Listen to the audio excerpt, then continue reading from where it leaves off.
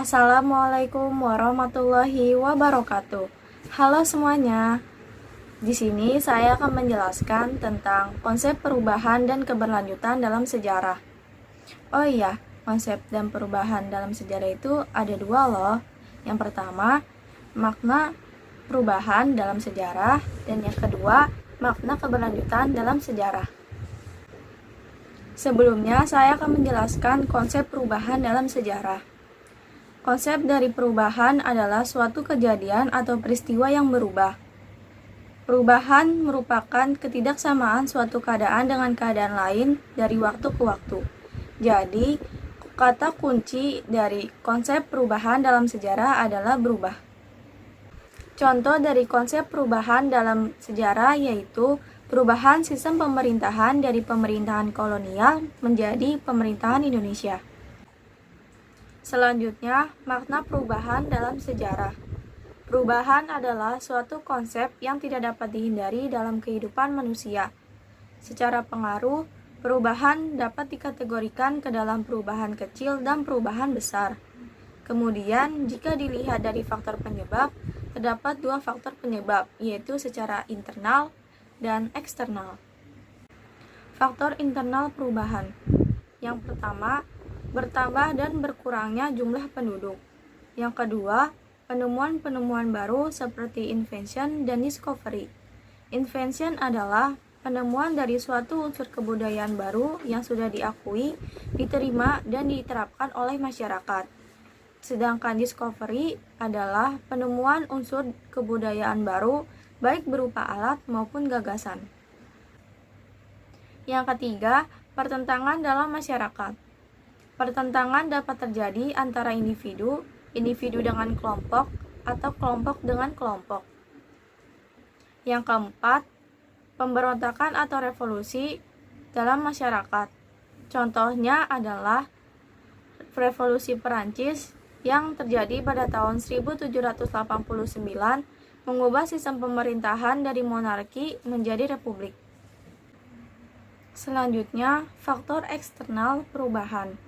Yang pertama, lingkungan fisik. Contohnya adalah bencana tsunami Aceh yang terjadi pada tanggal 26 Desember tahun 2004. Pasca peristiwa tersebut menyebabkan puluhan ribu orang meninggal dunia, rusaknya infrastruktur, dan lumpuhnya aktivitas masyarakat Aceh. Yang kedua, peperangan. Contohnya, Jerman yang mengalami perubahan ideologi setelah Perang Dunia Kedua berakhir, yaitu terbaginya Jerman Barat yang berideologi liberal atau Amerika Serikat dan Jerman Timur yang berideologi komunis atau Uni Soviet. Yang ketiga, pengaruh kebudayaan asing.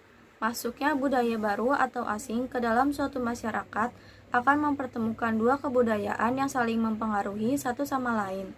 Pengaruh ini disebut dengan akulturasi, yang berarti perpaduan antara dua kebudayaan atau lebih yang berbeda serta berlangsung secara damai dan serasi, di mana kebudayaan asli atau lokal tidak hilang.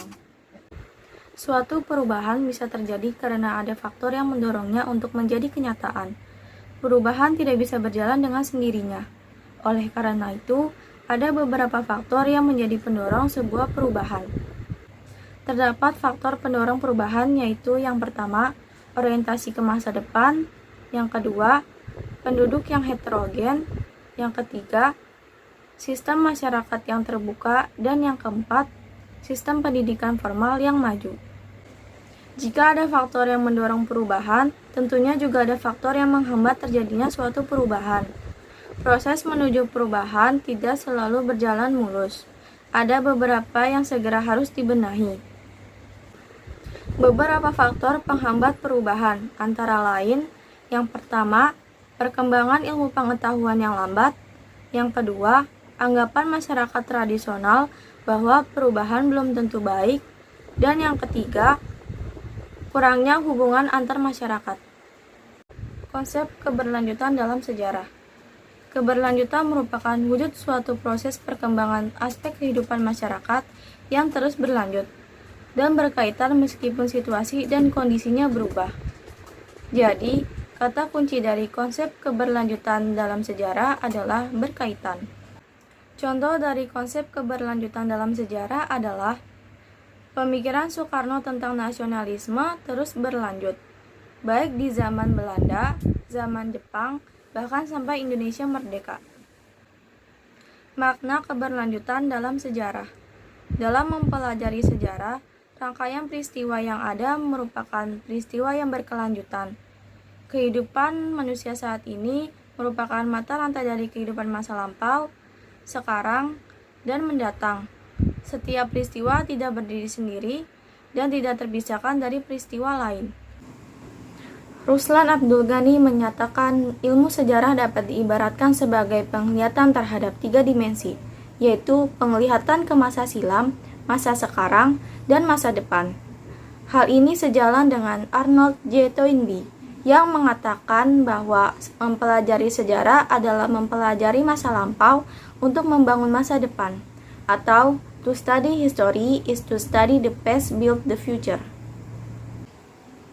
Sehubung dengan konsep waktu, dalam ilmu sejarah menurut Kunto Wijoyo meliputi perkembangan, kesinambungan atau keberlanjutan, pengulangan, dan perubahan.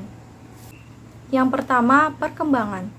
Perkembangan terjadi apabila dalam kehidupan masyarakat terjadi gerak secara berturut-turut ke bentuk satu ke bentuk yang lain. Perkembangan terjadi biasanya dari bentuk yang sederhana ke bentuk yang lebih kompleks.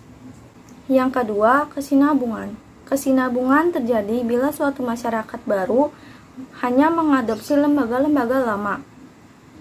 Misalnya pada masa kolonial, kebijakan pemerintah kolonial Belanda mengadopsi kebiasaan lama. Antara lain, menarik upeti raja taklukan, Belanda meniru raja-raja pribumi. Yang ketiga, pengulangan. Pengulangan merupakan suatu fenomena di mana suatu peristiwa yang terjadi pada masa lampau terjadi pada masa berikutnya. Contohnya, peristiwa mundurnya Presiden Soekarno akibat demo mahasiswa Indonesia pada tahun 1966. Demikian juga yang terjadi pada peristiwa mundurnya Presiden Soeharto akibat aksi dan demo mahasiswa.